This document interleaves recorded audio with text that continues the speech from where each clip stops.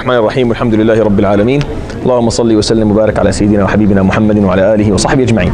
So what the workbooks have is the text twice. So it's written twice. The first time it has literal translation under it. So every sentence right under it is the translation in English. And then the text again is, if you take a look at it, go like to the middle of the booklet that you have, you'll find that the text is written only in Arabic and there is enough space under it for you to write notes. You see how it works? Yeah, so that's the text again. So the text is pretty short. Did you get one, brother? No, it has English. Take it because it has the. Yeah, it's translated. So the first, you have to take that one. So the first, the beginning of it it has the literal translation in it, and then the second half is the text again with no translation but enough space for you to write notes under it. So I just made it like that so that you can read the translation if you struggled with understanding what I said, and then you have a space to actually go and write down notes if you want to write some notes, inshallah. And there's a lot of stationery in there when it comes to pens and pencils and stuff. Whatever you need to use, feel free to use, inshallah, no problem. So what is the text called? What is it? So it's called, I'll write it down here. So this doesn't work. First casualty, yes? Is there any more?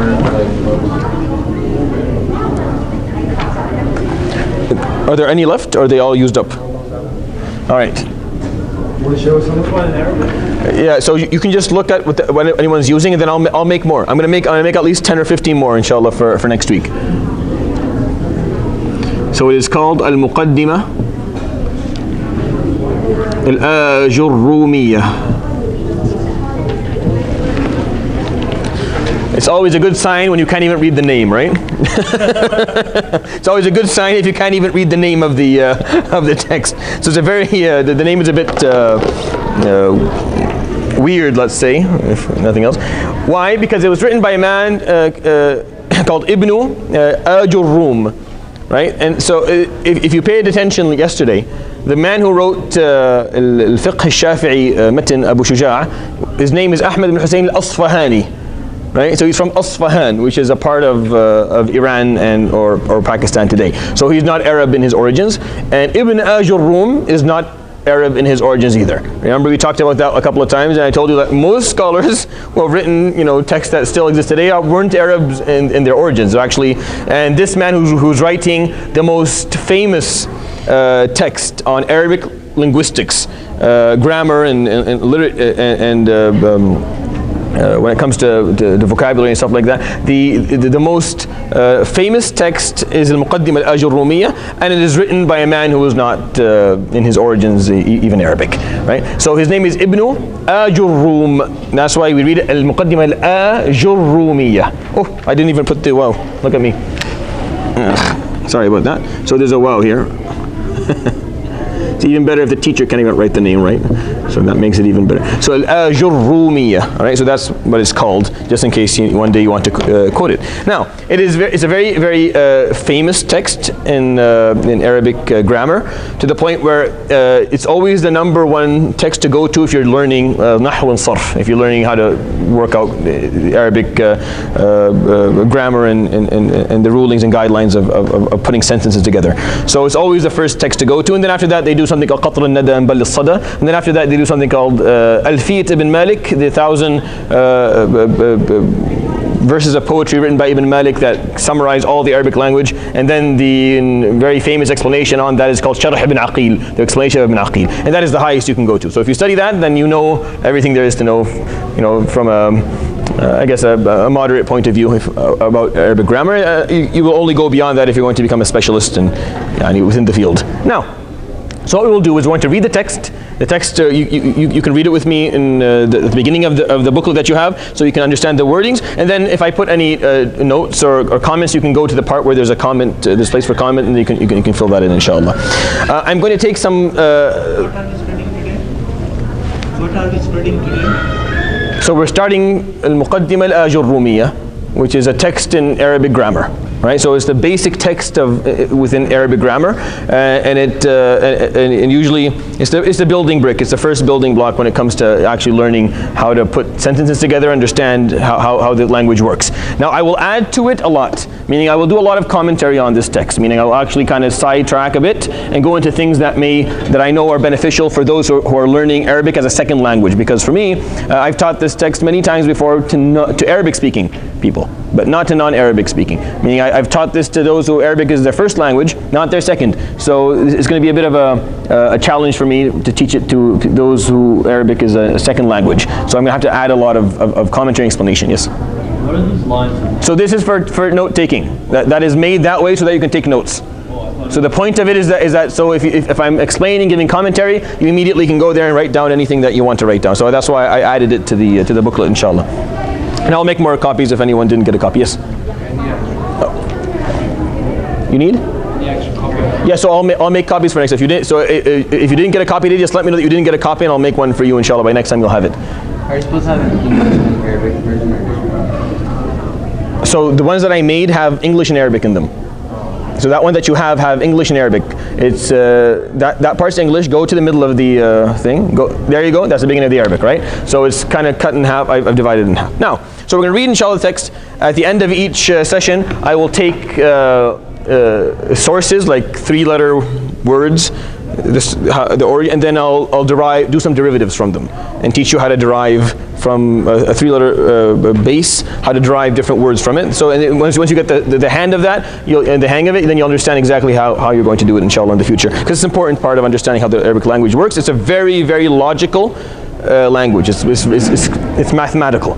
Once you understand how things work, that's pretty much how it works for 90% of all the different situations that you're going to be faced with, inshallah. So we begin. قال الآجرومية رحمه الله تعالى. He says, الكلام هو اللفظ المركب المفيد بالوضع. I don't have the translation, so someone has to read the translation for me.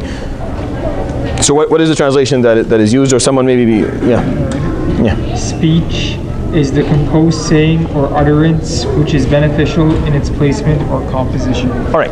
So al-kalam means speech, what is said. This is the definition of scholars of grammar, not philosophers, right? So these are the scholars of grammar. For them, speech is lafz. Lafz is translated as utterance, or what's that?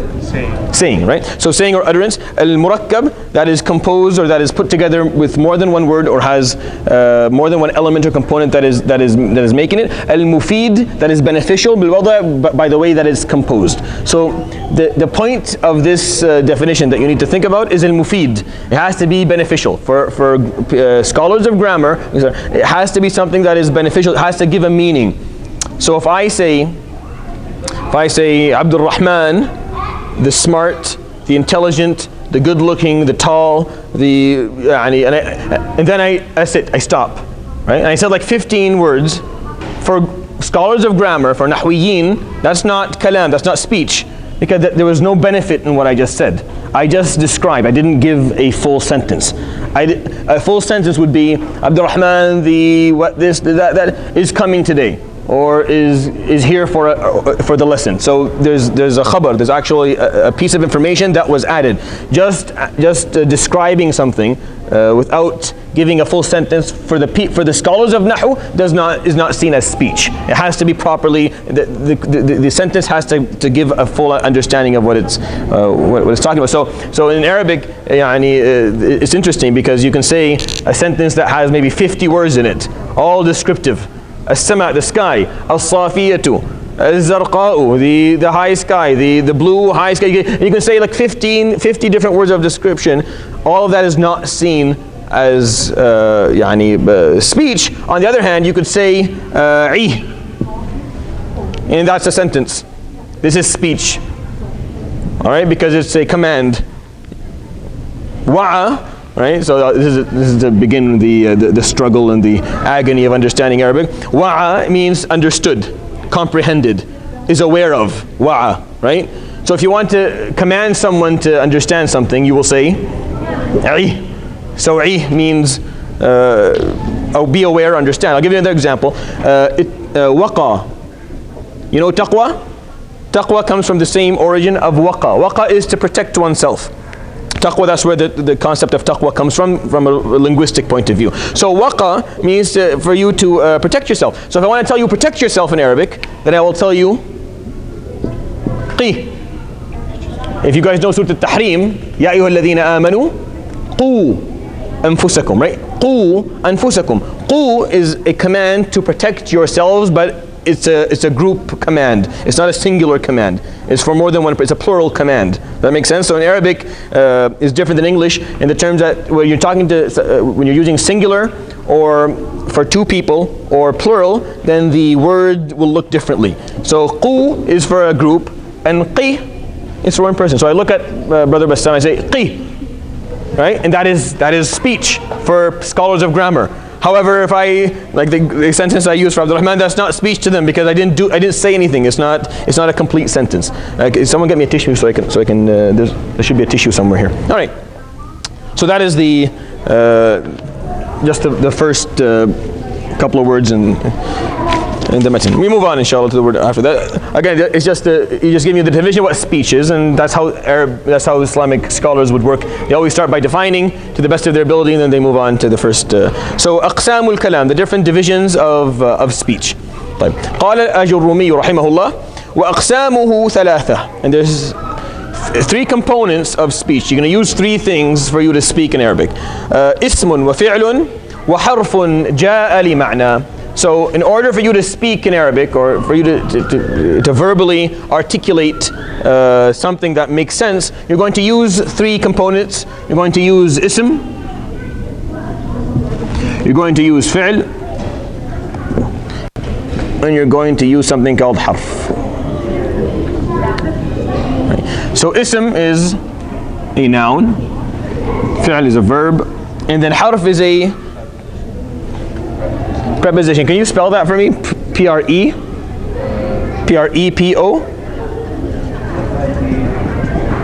So it's P-R-E-P-O, right? So preposition. All right. So a preposition. Now, harfun ja'a li ma'na. What ja'a li ma'na means? A preposition that it came to help explain a meaning. What is the actual translation? The word for word? Conveys meaning. Conveys meaning. So it's something that gives a meaning. So a harf, the preposition, doesn't in its own, if you use it, doesn't give something clear. It has to be attached to something else in order for it to actually give a meaning. But it makes it easier for you to convey a meaning when you have a preposition. Now, even in English, we have a similar structure. So, like in the English language and the French language and every language, is a similar structure. The human race, all their languages have similar structures. Meaning, this is how we communicate, right? Have you anyone saw the movie Arrival?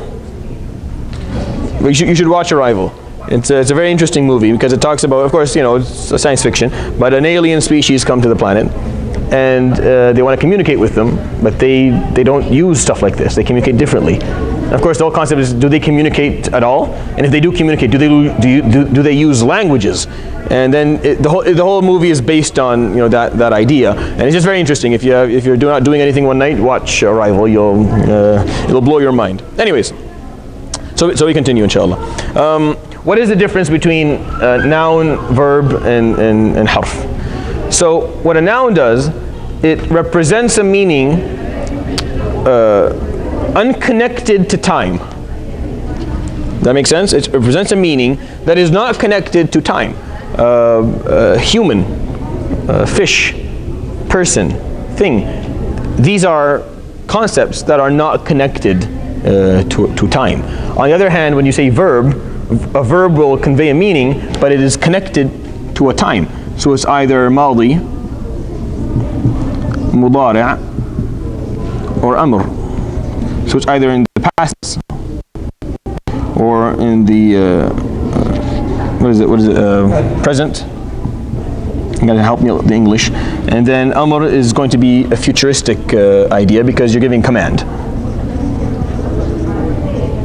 So this is seen to be futuristic because you're saying, do that. Of course, he's not going to do it. He's going to do it at least a second later or a few minutes later. All right. So how the Imam of Alajurroomiyyah goes through this text is he's going to study each one first of all individually, and then take certain concepts regarding these three components and go in a bit more detail. But this is what you need to know. is that a noun or an usm is a word that has a meaning that is not connected to time. You don't connect it to time. Verb is a word that has a meaning that is connected to time, meaning it's going to take you, it's going to give a time concept to it. And then harf is a preposition. It has no meaning unless it is connected to one of these two. It has to be regarding or attached to one of either a verb or a noun for it to actually have a meaning in its own. It does not have a meaning on its own. Yes? What did he say about the noun again? It's a word that has a meaning unconnected or unrelated to time, not related to any timing. It's a timeless concept, right? The sun, right? That doesn't have, there's no time there. Unless I use a verb, I say the sun is shining, huh? So it's shining, when is it shining? Now, right? As far as what I just said, because verbs are going to be connected to time always. All right. So that, again, if you find this very simple, that's good, but that's just the beginning of it. That's how you start studying any text. It's always simple at the beginning. Yeah, just little or simple definitions. All right. Now, the word after that, or the chapter after that, فالاسم يعرف. Now, الاسم يعرف, الاسم, the noun, يعرف is going to be identified by. We're going to identify it by, and then he's going to give us a number of tools to identify what a noun is. And how do we know that this is a noun? If you're reading Quran, you're reading an Arabic book, how do you know this word is a noun, or if it's a verb or something else? Then the way you know it's going to be a noun is by a number of tools or of markers. The first one is bil khafd. So al-ism, or the noun.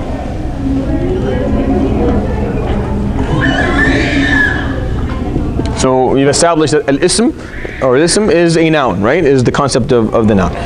For the markers for it, يعرف بالخفض. بالخفض or بالجر. So the word بالخفض also means يعني الجر. So let's say that we look, I'll give you an example of what خفض is.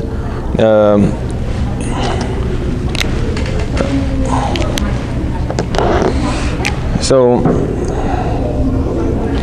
well, let's do something more simple. So, Bismillahi,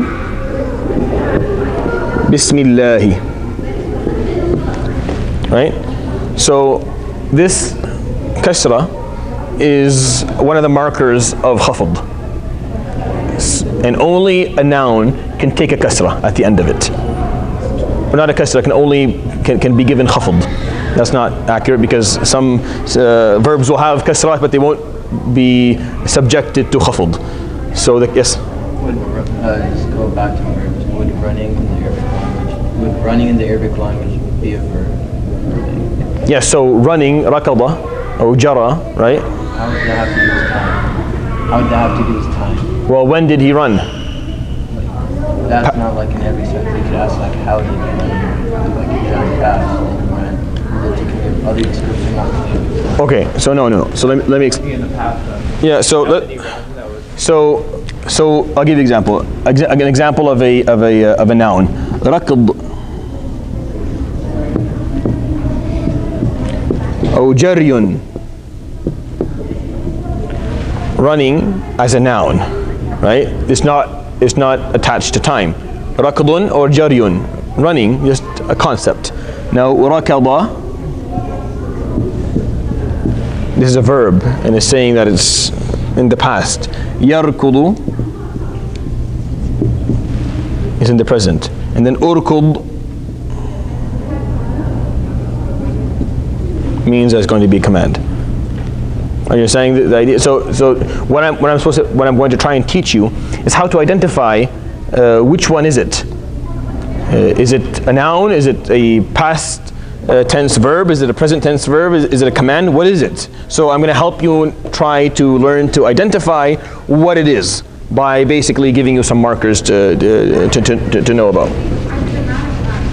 So one of the markers of al-usm is khafd or jar, meaning for it to be subjected to the concept of having a kasra for a normal word and having other markers that are equivalent to a kasra in other tenses. So like I'm gonna give an ayah that has like everything that inshallah I need. So لقد خلقنا الإنسان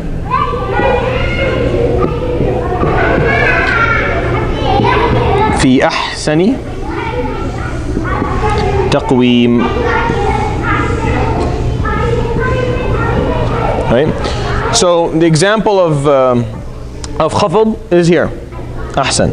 Take a kasra, it's makhfud, right? Or majroor. Majroor is what the scholars of Basra would use, and then khafd is what the scholars of Kufa would use. Because if you were to look in historically, Arabic linguistics went through a lot of evolution. And during the early Khilafah years, there were two big schools of Arabic grammar and linguistics. There was a school in Basra and a school in Kufa. And there are other schools in Sham and in Hijaz and other places as well. But those two schools were the most notorious and famous, and their teaching still exists today when it comes to grammar. And they both exist in Iraq today. Both Kufa and Basra are cities that exist in Iraq. And the Kufiyin use the term khafd for this, and then the Basriyin use the term jar for this, but both of them are the same idea. Meaning you cannot add the concept of khafd to a verb. Just keep it at that for now, and then we'll revisit this in a bit more detail as we go along. So the first thing that you know a noun by is that the marker of khafd is attached to it. It can be subjected to the concept of khafd. What tanween? The second marker is at-tanween. What is at-tanween? It's an extra noun that comes at the end of a word, right? And it's not written as a noun, but it's written as a double haraka, or a double movement. So it's either, well, this is the line, either two dhamma, two fatha, or two kasra, right?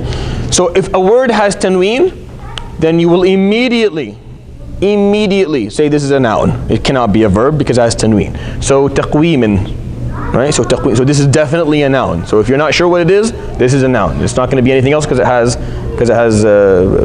tanween on it. Now, when I talked about this, I didn't say it was definite, because sometimes a verb can have this, but it won't be something original in it, and it won't be khafd. Like, meaning the concept of khafd won't be there. It'll be a different. It'll have a kasra, but for a different reason. It won't because of khafd. That's why just leave this first one until later on, and I'll explain it inshallah in more detail as we move forward. Like, it'll make sense inshallah as we go along.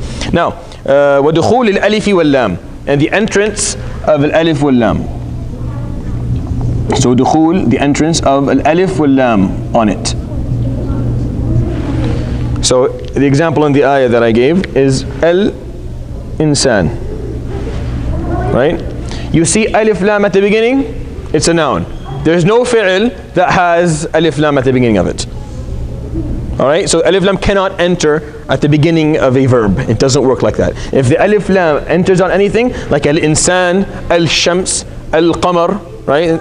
All these different words that you can, if it has an alif lam at the beginning of it, يعني والشمس وضحاها والقمر إذا تلاها والنهار إذا جلاها والليل إذا يغشاها والسماء والأرض ونفس has a tanween, different. But all those 6 ones all have alif lam at the beginning. All of them are nouns. إذا الشمس كورت إذا النجوم انكدرت إذا الجبال سيرت إذا العشار عطلت إذا الوحوش. So alif, الوحوش, الجبال, النجوم. You see alif lam? It's a noun. Now how is a noun different than a verb? Nouns are words that give meanings without time attached to them. Right? Nouns are more conceptual. They're more fundamental. Meaning, if I give you a sentence that only has nouns in it, then I'm giving you a rule, giving you a law. If I put a verb in it, this is how the Arabic language works, then I am subjecting this rule to time. I'm giving it a circumstance because it happened, or it's happening, or right? Because it's not. I didn't disconnect it from time by using just nouns. I put verbs in to add time to it. So now you have to think in a more open manner. You have to say, oh, that's why the big rules of Islam, like la ikraha fi din, there is no coercion in religion, all came in nouns, just nouns, and there's no verbs. Why? Because it's not something that is based on time. It's just a concept that you need to continuously understand and know. Yeah. So, if a word begins with ad, it's a noun automatically, right? If a word begins with ad, Yeah. it's a noun automatically. Immediately, automatically. So for these two, it's automatic. You see al at the beginning, you see tanween at the end, any type of tanween, it's a noun. Al-khafd as a concept, if you understand khafd, but it's hard for me to explain it to you right now. I will explain it to you later on as we build sentences. But this concept only enters now, only affects nouns. But a good marker is the kasra. 99% of kasrat you will see it'll be a noun. Like, there are certain exceptions, but 99% of the time. So these are the markers of nouns. All right. Now he continues, rahimahullah. He says, وَحُرُوفِ الْخَفْضِ وَهِي, meaning the entrance of حروف الخفض. The fourth one is the entrance of حروف الخفض.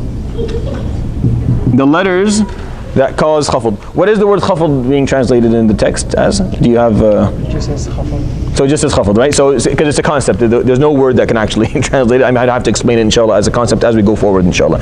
But there are a bunch of propositions that are called the propositions of khafd, right? And he gives the example of a number of them. So we're going to read them. Give me them one by one, inshallah. Let me.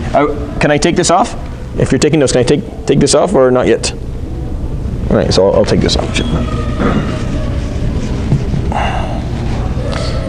So an example of harf khafd would be fi. This is an example of a proposition of khafd right here, fi. So if you see this, if you see a harf khafd right here, harf jar, right? Exactly the same thing. So if you see a harf jar or a harf khafd, the same thing. If it's easier to say jar, I'll say harf jar. If you're more used to that, then harf jar. So if you see it, then what you know is the word that is after is going to be a noun. That makes sense? Immediately. It doesn't come before a fi'l. So if you're saying a sentence and then you have a harf jar, then you put immediately after it a verb, then that sentence is not proper. You fix that up, because verbs are not preceded immediately by propositions or jar propositions specifically, but rather only nouns are. Yeah, that'll be ism majroor after that. It'll be a noun that is subjected to jar or subjected to khafd. So let's we're gonna go through the different huruf al-khafd. So give me first one. Min. Then. Ida. An. Ala. Fi. Rubba. Ba. Al-kaf. Al-lam. So these are the basic ones. Now there are more huruf jar, but these are the ones we're going to start with. There's going to be a detailed explanation of these ones at the end of the text. So once we're done, almost coming to the end of the text, I will go into these in a bit more detail. But for now, I will explain a few ideas regarding what they are. So min, if you translate it in English to English, it'll be from. What did he give us? Just said min. Just said min. Yeah, because the thing is, it's almost impossible to translate them properly into English, because there's no perfect equivalent to any of them. But I'm going to give the closest thing that I can. Min, you can use from for, probably. Ila, towards or to. An, now an is so dependent on what the word before it and after it is, that it's almost impossible for me to put a label to it. I can say that it's close to from or away from, taking from something to something else. Ala, on, not always but close. Fi, within or inside or in. Rubba is a whole different ball game when it comes to what rubba means. Is there a translation for it? I don't think so. Do they put a translation for it? No. So rubba, like rubba akhin lam talidhu ummuk, that there are many times there'll be this, or many times there'll be that, or observe that sometimes this happens. So rubba is more of a concept than it is a harf, but nonetheless it only comes before a noun. It never. Why are we studying these? Because these are markers. If you see them, then immediately what is going to be after them? A noun, a ism. A ism, immediately. So you see one of these, it's going to be an ism. Yes? Is rubba a root for rubbama? Yeah, ربما is just رب with a ma at the end of it, and ma is something we'll study that is called زائدة. I mean, you can add it to a lot of words basically uselessly, or just offer an extra edge to the meaning. So that's what. Yeah. Was for emphasis? To some extent. To some extent, you could use it for emphasis, but that would be a restriction to the usage of it. Al-ba is like قل أعوذ بربي, right? So رب, so now the word is ism, and the ba at the beginning of it is a proposition or a preposition. Sorry. Al-kaf. What examples do we have for a kaf? فمثله كمثل صفوان. كمثل. So the word كمثل. So this is now kaf. What is the ba? What does it mean? What it comes? It has over 18 meanings. I will discuss at least 4 of them at the end of the text, because it'll just by then it'll be easier. Kaf is for drawing analogies, or for as a simile. So it like something, likeness, or likelihood.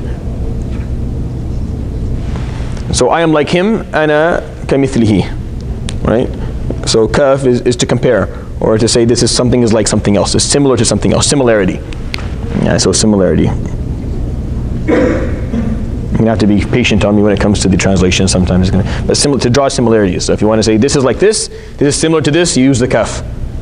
يعني خالد كمعاذ, I mean they're similar to each other and whatever with their funny haircuts. So Khalid كمعاذ, in that sense it works out, right?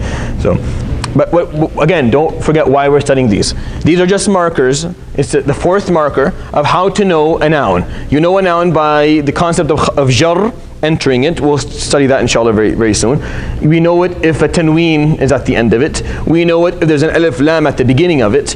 And we know it if it is preceded by a harf jar. We know it if one of these things exists before it. Lam is what's a good example for lam? See, I used to have examples for this. All right, the known ayah in Surah Al-Baqarah, lillahi, right? ما في السماوات وما في الأرض. So lillahi. So this lam here makes the ha, of course. So lillahi. What is lam for? Lam is for yes. 2 or 4. Like you're doing something like for the sake of Allah. Yeah. So for, and it has the meaning of ownership in it. To say something. So it gives ownership. مثلا specifically that one is different.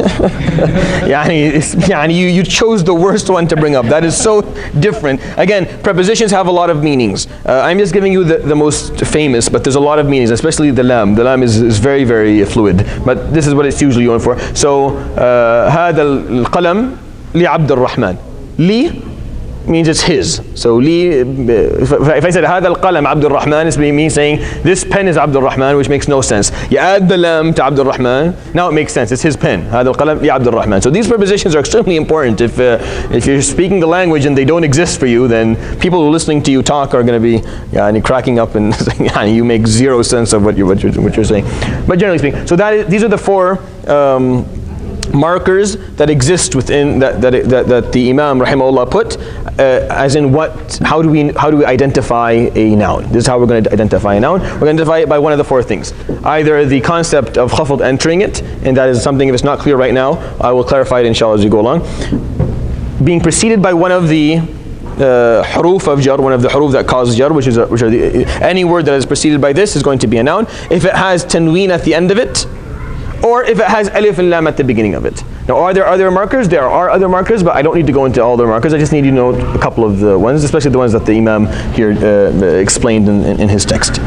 So these are just ways for you to identify what a noun is going to look like.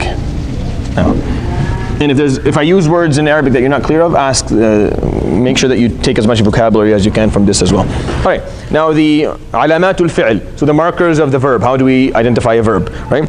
قال الآجرومية رحمه الله والفعل يعرف, and the verb الفعل يعرف is identified by, right, قد والسين وسوف وتاء التأنيث الساكنة. So this is how we're going to find out what a fi'l is, or we're going to identify al-fi'l. I think we skipped one. Did I skip something? What did I skip? Where? Oh my gosh, yes. Yes, so there's more, I'm sorry about that. So there's actually more huruf jar that are attached. So after we're doing the lam and the kaf, there's actually a couple of more that come. So huruf al-jar and huruf al-qasam are the same thing. It's just a sub division of huruf al-jar. So the subdivision of huruf al-jar is called huruf al-qasam, meaning the prepositions that are used for oaths, for taking an oath. Like what? What are the ones? The waw, right? Al-waw, wal-ba, wal-ta. So waw, wallahi,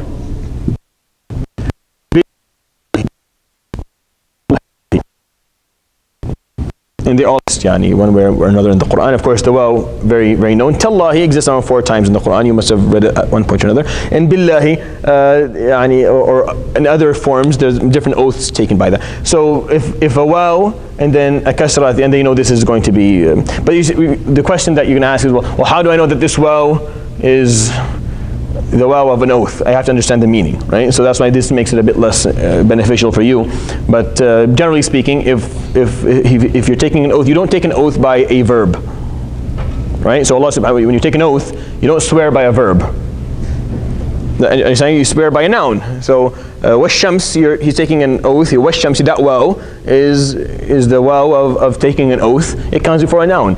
But you can't say it doesn't work. Wa yal'abu, and then you meant I swear by you playing. That doesn't work. That's not how it happens. It never. So the letters that are specific for taking oaths will always precede a noun. And the example of them is waw and ba and ta. Wallahi, billahi, tallahi. These are those that are used. All right. Again, a lot of this we will circle around and talk about more later. But this is just the basics. So al-fi'l, how we're going to identify a fi'l. والفعل يعرفون is identified by being preceded by قد, being preceded by سين,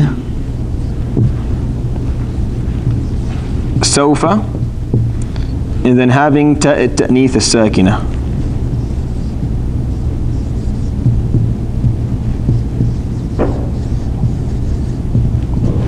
All right. So whenever you see the word قد, right, immediately after it is going to be a verb. Examples? Come on. Yeah, give. قد يعلم, right?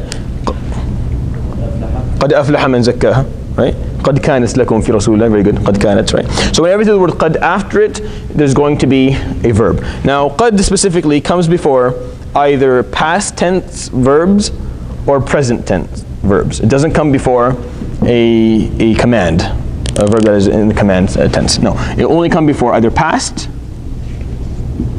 or present. When it comes before past, it means definitely. قد أفلح من زكاها, definitely he who purifies himself will be successful in this world and the after. So قد أفلح, if it comes before a verb of past tense, قد كانت لكم, so this means definitely. If it comes before a present tense verb, like قد يعلم, then one of two things. Either it's to say often, means often, or rarely. So it'll mean either often or rarely, depending on the context of what's being explained. Right? So قَدْ يَعْلَمُ اللَّهُ الْمُعَوِّقِينَ مِنْكُمْ. That means Allah subhanahu wa ta'ala often knows. Of course, Allah subhanahu wa ta'ala does not often know, He always knows them. But that's in the Quran. So whenever you see in the Quran the qad coming before, so qad when it's related to a verb that is talking about Allah subhanahu wa ta'ala always means definitely. But in the Arabic language, generally speaking, outside of the Quran, then qad, if it's before a past tense verb, then it's going to mean definitely. And if it's before a present tense verb, it's going to be either mean often or rarely, depending on the context of what's being said. Meaning you'll kind of see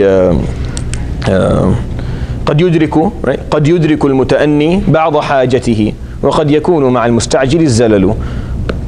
قد يدرك المتأني, the person who does things slowly and takes time. يدرك mean he will achieve. بعض حاجته, a certain level of what he wants to achieve. So that means he rarely does, قد, or often does. Someone who takes his time, does he achieve what he wants to achieve more often or rarely? More often, صح? Like someone who takes his time, meaning he thinks things through properly and he gives it enough preparation, will achieve what he wants to achieve more often than someone who. وقد يكون مع المستعجل الزلل, and with someone who's in a hurry, there'll be a lot of mistakes. There'll be mistakes. So is he talking about that will often happen or rarely happen? No, often someone who is in a hurry will make mistakes. So qad sometimes will mean often, and sometimes it will mean that what's happening after it is happening rarely. Understanding it? Regardless of all that, if you see qad, then what after it is a verb, is a fi'l immediately. That's all you need to know. Seen. Now, again, if you don't know the word, you're going to say, well, every word that begins with seen is going to be a verb. No, this is the scene of the future. So let's say I tell Mu'adh to memorize the surah. Memorize Surah An-Nahl, ya Mu'adh. So Mu'adh either gets up and starts doing it, or he'll tell me, سأحفظها. Ahfaz is to memorize, right? So ahfaz is to memorize. Ha meaning it's a preposition going to the Quran, ahfaduha, or surah, to the surah. So if he's actually memorizing, if I tell him, Mu'adh, memorize the surah, and then he's actually ahfaduha, I am. What do you want from me? You know, I'm doing it. But if he's not and he wants to do it later, then he'll tell me, sa ahfaduha, which is basically procrastination, right? So if you're a master procrastinator, then seen is going to be a good friend of yours, inshallah. You'll make good friends with seen, and then you'll make friends with its bigger brother, sawfa. Sawfa is just a fancier way of doing it. Sawfa means that you'll do it a bit down the road. So sa ahfaduha means that Mu'adh is saying, I'm going to do it right now, just give me a second.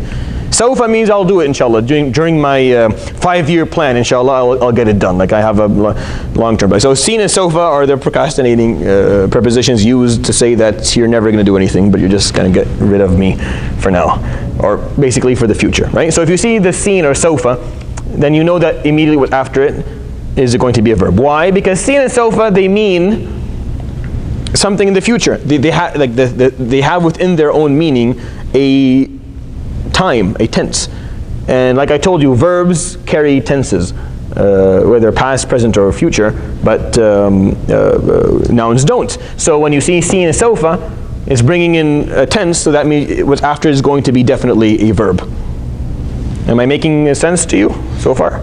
This is the studying دراسة النحو, studying Arabic grammar is difficult. It's not an easy thing to do. You need to be very, very patient with me, inshallah, in order for you to learn this. But inshallah, you'll find benefit in it. Eventually, you'll be able to speak, hopefully, and read and understand what's being said properly. Now, the last one is ta at-ta'nith, as-sakina, like to say. So kana, something was, right? You can say kanat, right? So this is called ta at-ta'nith. So ta is the letter. Ta'nith is the feminine ta. As-sakina, the silent or the unmoved with a haraka, with a tashkil, feminine ta. What is the translation of it on the? There's no translation either. Okay. Good for him, mashallah. He doesn't do no effort at all coming up with the regardless. So ta at-ta'nith as-sakina is a ta that is a feminine ta, because in Arabic, nouns are nouns. There's no way for you. You just have to know if this noun is a feminine or masculine noun. There are some markers we'll discuss, inshallah, but generally speaking, they are what they are. When it comes to a verb is always going to be attached. A verb is way more social. So imagine verbs to be a social thing. It's connected to time, it's connected to individuals, or to people who are someone who into gender. So it's way more social. As far nouns are just they're not. They're autistic. They just sit there. They do nothing. They don't talk to anyone or anything. They're not a part of anyone or anything. And they don't care about time. They don't care about anything. They just sit there. So, which gives them a more fundamental usage, and they become more principled than verbs. But a verb, kana is talking about someone or something that is masculine, and kanat is talking about something that is feminine. And then you can do the same thing for any other verb. So, ja'a, someone who came. Then ja'at. لعب, someone who played. لعبت. And these are the ta'neeth as-sakina. They're silent, meaning or they have a sukoon on them at least. Yes. And this ta is only at the end of the word, never Yes. at the beginning. Always at the end of the word. Yeah, because we can never have the first letter with the sukoon on it. So Never. it has to be at the very end. Yeah. So sin and sawfa and qad come at the beginning, come before the word. So qad comes as its own thing before it precedes it, and then sin and sawfa is attached to it at the beginning, and ta'neeth as-sakin is attached to it at the end. I should have said those things. Good, thanks for asking, for clarifying that. Does that make sense? Are you understanding? So qad comes before the word, you know then immediately after it is a verb. Sin and sawfa are attached to it at the beginning, you know it's a verb. And then ta'neeth as-sakin, it comes at the end of it, is attached to it at the end, and you know it's a verb as well. So that's how you know verbs. Yes? So qad is like a whole separate word. Yeah, it's a whole separate word. It's a harf for the most part. And then before it, yeah. The last thing, what's it called again? Ta'u ta'neeth as-sakina. So it's at the end of the word? Yeah, it's at the end of the word, and it's the silent feminine ta that comes attached to verbs when the verb is being used to talk about a female or something that is feminine. All right, fair enough.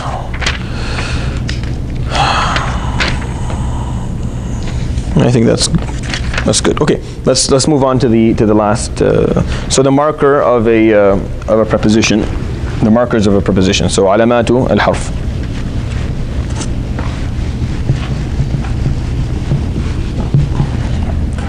So علامات الحرف والحرف ما لا يصلح معه دليل الاسم ولا دليل الفعل. And the harf is the words that you cannot use the markers of the nouns with it, nor the markers of the verb with it. Meaning neither markers work, right? So it doesn't. None of the above apply to the preposition. So the preposition cannot have tanween on it. Right? It can have tanween at the end of it. Because if it has tanween at the end of it, then it's a noun, right? It cannot have alif lam at the end of it. At the beginning of it, sorry. Right? Because if any word has alif lam at the beginning of it, then it's a noun, right? It can't have ta'neeth as-sakina at the end of it. Because if it has ta'neeth as-sakina at the end of it, then it's a verb. If it has qad before it, then it's a verb as well. If sin and sawfa are attached to it, then it's a verb, right? It can't have khafd in it, or can't be preceded by a harf of jar, because then it's a verb, it's a noun. So any word that none of the above apply to is what a preposition is, and that's how he defined it, and it's defined by Imam al-Hariri. والحرف ما ليست له علامة فقس على قولي تكن علامة. And the harf is something that does not have a piece of evidence, or doesn't have a marker for it. There's nothing to mark it. It just doesn't. Nothing of all the other markers apply to it. And if you understand that, then you'll understand how prepositions work, because they don't work any other way. So I'll give you an example. Min is an example of a harf. And then you say, well, isn't harf a letter? The word harf can be used for different things. It's used for the letters, the actual alphabetical letters, the letters of the alphabet. And it's also used for this. And harf means the edge of something, right? So these are on the edge because they don't really have any clear definition of what they are. They're just there to help us understand different meanings. So min, you cannot say minun or minin. If it's done like that, then this is no longer a letter, it's a word. If such a word exists, but there's no word to exist. You can't say al-min, right? You can't enter that to it. You can't put qadmin, unless you are saying admin, but you're just being funny. Then it doesn't make any sense, right? So qadmin, that doesn't work either. You cannot put samin. There's a whole different word now. Right? Oh, sawfa min. No. Or mint, or minute. Nope, none of that works, because it's a letter. Letters do not accept it. Letters do not accept any of the markers that are connected to the noun or the verb. And that's the only way that we know it. Yes? Is that min supposed to be a word, or? No, so what is it? That's supposed to be a word or Which one? Well, what do you think? Based on what we were talking about. I'm telling you that none of the markers that I put apply to it. So it's a letter. It's a harf or preposition. It's not a letter, it's a preposition. Again, don't translate harf to letter here. It's a preposition. So prepositions don't accept any of the markers of the nouns or the markers of the verbs. They don't work. So nothing applies to it. But it is in itself a marker, right? It helps us know what a noun is. So if you see min, then what is going to be after min immediately? A noun, right? An ism. So a noun is going to be after it immediately. So if you see min, then immediately after it is going to be a noun. That's 100%, because it's a harf min huruf al-jar.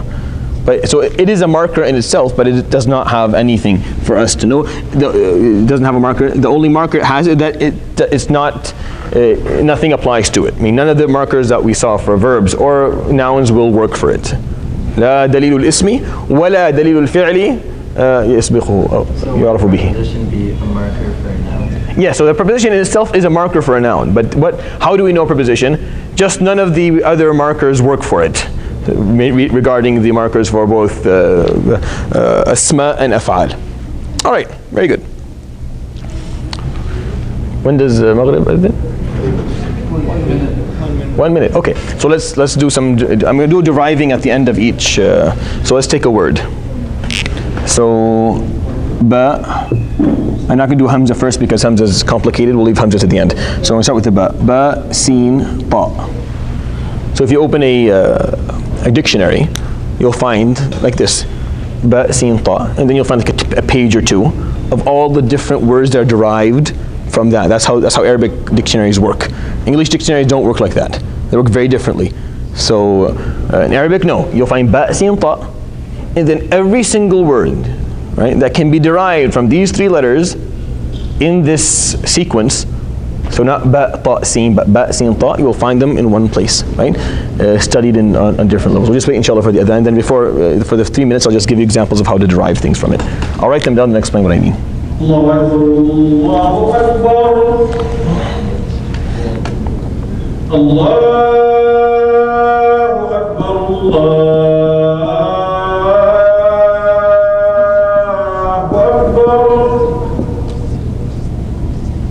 أشهد أن لا إله إلا الله. صلى الله على محمد وعلى آله أجمعين وصلى الله سيدنا محمد صلى الله عليه وسلم الفضل والدرجة رفيعة الله ومقام المحمود بعد وإنك لا تخلف الميعاد. So the example of bast, right? So bast is to spread something. The concept of spreading something is what bast is the core meaning of bast. Something's being spread. So the infinite term is bastun. It's a noun, and that's what it looks like, right? Now verb is basata. In the past, we have an example of that in the Quran. لَإِن بَسَطْتَ إِلَيَّ يَدَكَ لِتَقْتُلَنِي. Right? So basata. If you're going to spread your hands in killing me, so it's a figure of speech. But if you're going to actually open your. So sometimes the concept of spreading is going to be literal, and sometimes going to be figurative in the way that the word's going to be used. And that's the beauty of using Arabic words. That sometimes the meaning is going to be literal, and sometimes it's going to be figurative. So you can say, why is that word being used here? Because the meaning here is figurative, and then it makes a lot of sense. يَبْسُطُ وَاللَّهُ يَقْبِضُ وَيَبْسُطُ. And Allah subhanahu wa ta'ala withholds and then spreads His khair. يَبْسُط, spreads. And here He's talking about His provision subhanahu wa ta'ala, right? And it's in the present tense. أُبْسُط. أُبْسُط is to spread. Because you're actually commanding someone to spread your sheet or to give your wealth, meaning. بَاسِط is subject. So if you do it, that means you're a basit. That's why one of the names of Allah subhanahu wa ta'ala, Qabidul Basit, right? The one who does something. It looks like that, basit, when he does it. Mabsut, that's how it looks when you're the thing that's being spread, right? So bal yadahu mabsuutatan. Allah subhanahu wa ta'ala's hands are open or spreading or spread, meaning it's figurative, meaning that His provision is spread everywhere. Everyone gets it, right? Mabsut. The same meaning as mabsut? Yeah, mabsut is why is it the same meaning? Because you're spreading your face, your mouth. You're smiling. The same word. So we use the mabsut in Arabic slang as you're happy. Why? Because you're spreading your smile, right? So this same concept of spread is still there. And basit is the adjective, sifa. means something that is also spread, or just in nature has that concept of being something widespread, right? So this is how you derive. I'm gonna, every time I'm going to do it, I'm going to take 1 or 2 letters. I'll time myself better next time, inshallah. And I'll take a few words and I'll teach you how to derive different concepts from it. And then you'll find that, it makes, I gave you guys an example of ilm, right? Next time I gave you guys an example of knowledge and how you can derive from 3 letters at least 16 different words that will connect to the concept of seeking knowledge, teaching, using it, becoming knowledgeable, or using the tools of knowledge. So this is an example of how that would work, inshallah. Okay, good. Well, actually, this is, we're on time. Jazakumullah khair, subhanakallah, bihamdik.